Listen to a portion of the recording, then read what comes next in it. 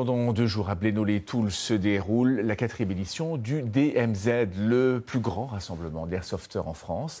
750 participants s'affrontent avec des répliques d'armes projetant des petites billes. Vous allez le voir, une ambiance proche du jeu de rôle. Grégory Boileau, Thierry Gannet. Celle-là, elle est verrouillée. Et ici, tu as une grande passerelle.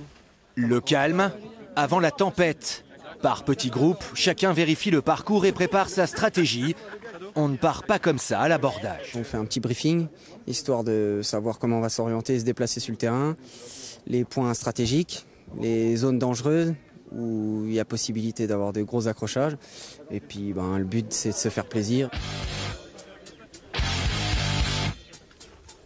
Un espace de jeu de 55 hectares et 750 participants répartis en 2 équipes. Le nord contre le sud. Tenue militaire comme les vrais et répliques d'armes projetant des petites billes à base d'amidon de maïs. L'objectif est proche du jeu de rôle, une simulation militaire. Il faut conquérir un territoire et le tenir le plus longtemps possible. Et lorsque l'on est touché, c'est le fair play qui rentre en ligne de compte.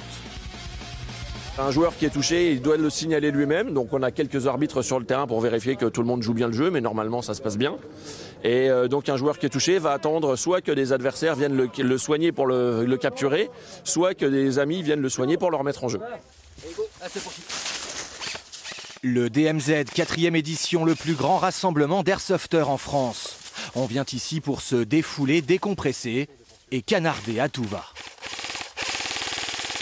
Ça nous permet de vraiment lâcher la pression. On bosse toute la semaine non-stop et c'est vraiment un moyen de... On retrouve les copains, on campe. Il n'y a aucune autre discipline où on peut faire des trucs pareils.